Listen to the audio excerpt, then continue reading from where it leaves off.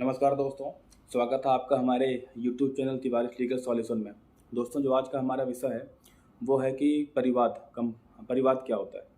दोस्तों, परिवाद उसको कहते हैं जब कोई भी आदमी, हम आप, कोई भी आम आदमी, कोई भी इंसान कहीं कोई घटना घटते हुए देखता है, वो चाहे कोई अज्ञात आदमी हो या कोई भी हो, चाहे घटना उसी के साथ हो जाती है, तो उसकी शिकायत वो पुलिस में ना करके सीधे कोर्ट में करता है, तो उसको बोलते हैं परिवाद, कंप्लेन केस।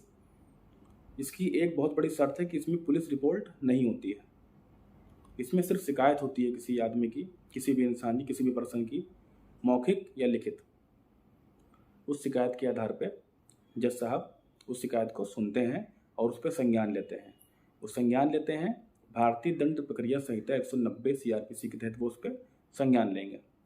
संज्ञान लेने के बाद फिर वो 202 का बयान लेते हैं। 202 में क्या होता है कि सबसे पहले 200 का आपको समझाता हूँ। 200 का बयान क्या होता है। 190 पे उन्होंने संज्ञान ले लिया, 190 CRPC में।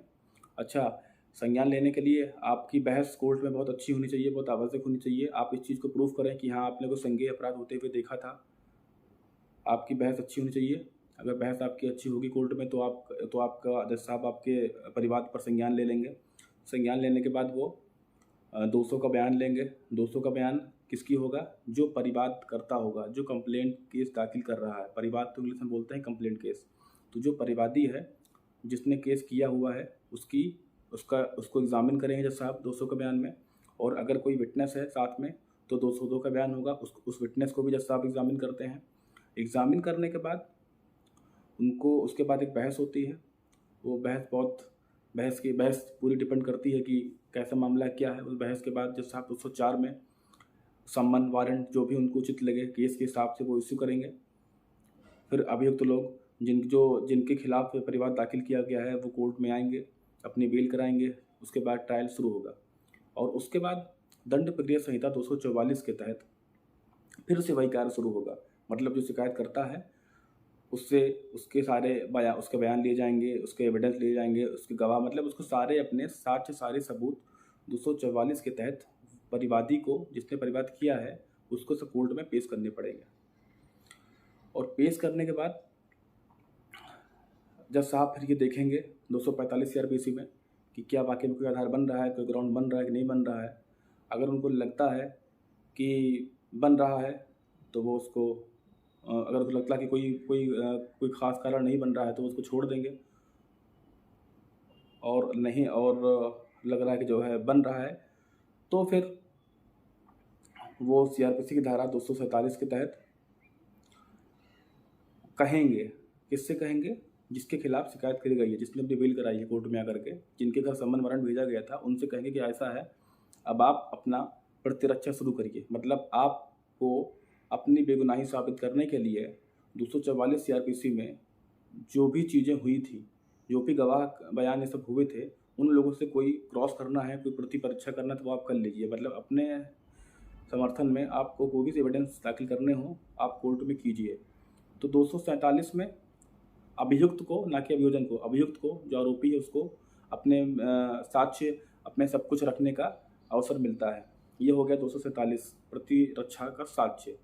प्रतिरक्षा कौन करेगा? जो आरोपी होगा वो करेगा। तो 244 का बयान और 244 के एविडेंस और 247 के एविडेंस, ये सब चीज़ें जज साहब मैच करेंगे, बहस होगी, वो सुनेंगे। अगर उनको उचित लगेगा तो वो 248 में अपना जजमेंट दिखा देंगे। जजमेंट में जैसा 244 में बयान एविडेंस होगा, जैसे भी बयान गवाह सबूत होंगे, उसी हिसाब से 248 में वो जजमेंट सुना देंगे। तो ये हो गई पूरी प्रक्रिया कंप्लेंट केस की।